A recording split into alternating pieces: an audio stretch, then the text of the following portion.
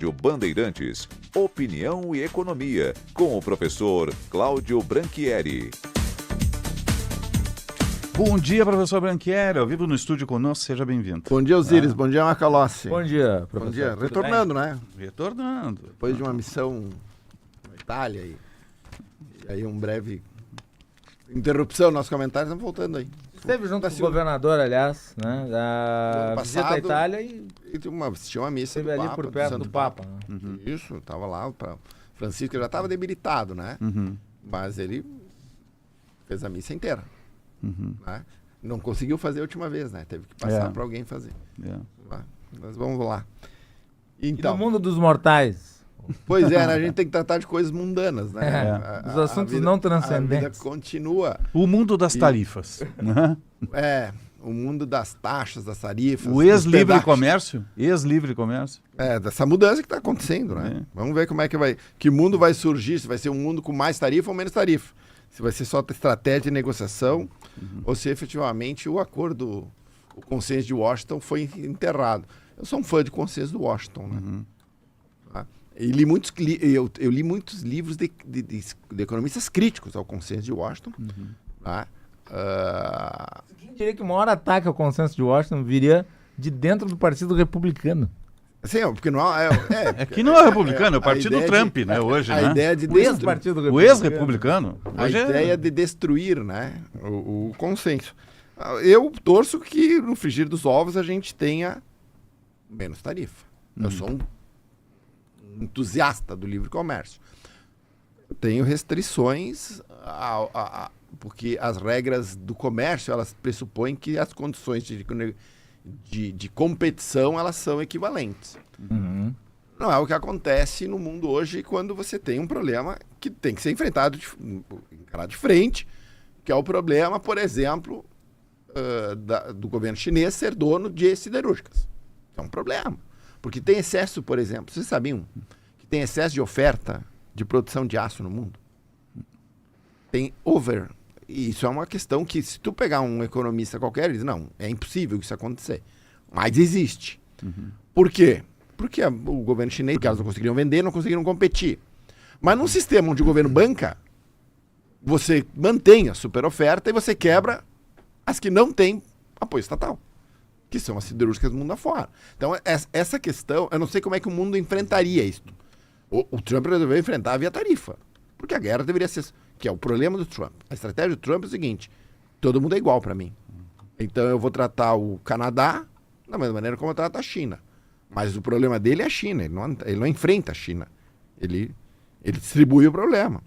Agora, eu acho parece que mais grave do que isso, envolvendo as siderúrgicas subsidiadas, é o que a China faz com a moeda, o dumping. Sim. Quer dizer, eles mantêm a sua moeda local com uma desvalorização artificial. Sobre desvalorização. Para poder ser competitivo. Ser competitiva no mercado externo. E faz isso usando as suas trilionárias reservas de dólares.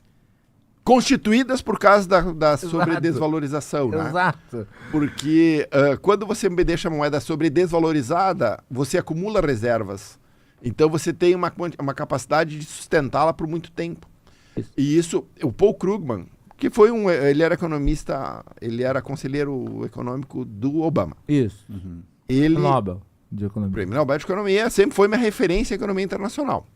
Eu tento separar a minha visão política da visão técnica. E o Krugman sempre disse que o maior problema econômico mundial era a taxa de câmbio fixa chinesa.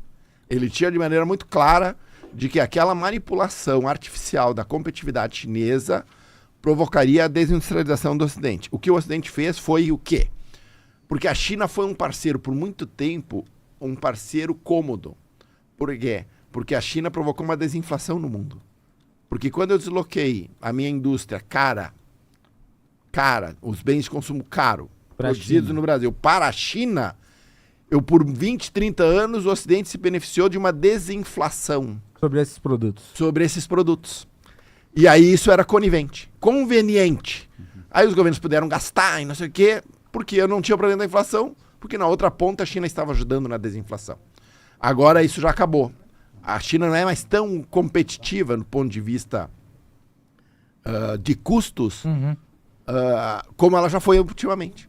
Então acabou este processo desinflacionário chinês que durante o século XXI nós nos aproveitamos. Todos os ocidentes aproveitaram. Claro. Isso aí foi bom para todo mundo. Todo mundo que usa o iPhone, que usa celular, se beneficiou disso. De certa forma, isso foi constituído lá na época do Kissinger, quando ele isola a União Soviética e busca Vai lá na ligação China. direta com a China. E quando a China se abre, depois lá com Deng Xiaoping, ela começa a virar uma indústria do mundo. O padroeiro da abertura chinesa é o Kissinger, diga-se de passagem. É isso aí. Ele preparou, ele asfaltou o caminho. Então, hoje, o Trump resolveu abrir guerra contra isso. É um problema. Não é mais tão cômodo, não tem mais tanto benefício você ter um livre comércio com a China no sentido de que ela não é mais desinflacionária, então aqueles benefícios já não existiam mais. E agora vamos entrar numa nova etapa. De qualquer forma, uma etapa com menos comércio é uma etapa num país, num mundo menos seguro. Porque eu acho que mais do que organismos multilaterais para trazer a segurança planetária, no sentido de evitar as guerras, a dependência mútua ela é um grande fator. É um grande fator para a paz mundial. Tá? Mais comércio é mais paz. Isso eu não tenho dúvida alguma. Então, quanto menos tarifa, mais comércio, mais paz. O mundo ele entra num consenso de parceria, não pelos organismos multilaterais, mas sim pelas correntes de comércio. Então, por isso que a gente defende. Tá? Eu acho que todo pacifista deveria ser um liberal, porque o quanto mais comércio, mais paz no mundo, isso eu não tenho dúvida alguma. Isso é fundamental. Temos aí um movimento de formação de blocos, né, professor? Agora, porque tu deixa de... Esse União Europeia-Mercosul vai ser acelerado, já está sendo acelerado. Nós estamos trabalhando lá na comissão, inclusive, para investigar qual vai ser o impacto nas cadeias produtivas gaúchas. Obviamente, o impacto é positivo. Isso é um fato. O PIB brasileiro deve crescer, o PIB gaúcho deve crescer, porque quanto mais comércio, mais PIB. Isso é um fato. Isso é comprovado na literatura econômica, não há ponto de dúvidas nisso. O que a gente quer saber identificar quais são os setores, porque vai ter setores que estão mais expostos no sentido de, em termos de fragilidades nas suas cadeias em relação a um acordo de livre comércio. A gente quer identificar quais são esses setores aí para poder, pelo menos, ter medidas compensatórias no governo federal, né? Levar os deputados federais gaúchos para que eles compensem essas cadeias produtivas frágeis. Uma cadeia que, de cara, nós conseguimos entender a cadeia do vinho, né? Que é ultra exposta aos produtores europeus, que são mais eficientes, mais baratos, né? Mas não necessariamente tem mais qualidade que o vinho gaúcho, hoje é vinho de excelência. Ele se emparelha a qualquer marca mundial. Nós não perdemos. Nosso problema é que, por uma questão tributária, por uma questão de visão do governo, dos governos federais e estaduais, o mercado do vinho é deixado de lado. Deixa eu só fazer um parentezinho, porque eu nunca vou entender quais são os critérios utilizados para escolherem, nesses acordos, quais setores não seriam prioridades, quais são prioritários. Porque o mercado de vinho... A cesta do acordo, sim, né? O mercado de vinho é um mercado de meio trilhão de dólares por ano. É um mercado gigantesco. Quantos mercados no mundo tem meio trilhão de dólares? Certamente, muitas das indústrias da Serra Gaúcha, por exemplo, que é da minha serra, por exemplo, a Marco Polo não trabalha no mercado de meio trilhão de dólares por ano. Mas o governo certamente entregaria o mercado de vinho para ter benefício de exportação de ônibus. Então, às vezes, os critérios eles são meio nebulosos. Sim. Né? Mas o acordo, eu celebro o acordo. Eu acho que foi uma grande conquista política do presidente Lula, de conseguir assinar um acordo no seu governo. É um acordo que o Bolsonaro quase conseguiu, mas não conseguiu. Né? E é o maior acordo de livre comércio do século XXI. Tá certo. Obrigado, professor Branchieri. Obrigado. Obrigado, Sempre professor. é bom papo. Sempre. Excelente. Sempre bem-vindo aqui. 10h25, você está ligado no Jornal Gente. Pioneirismo e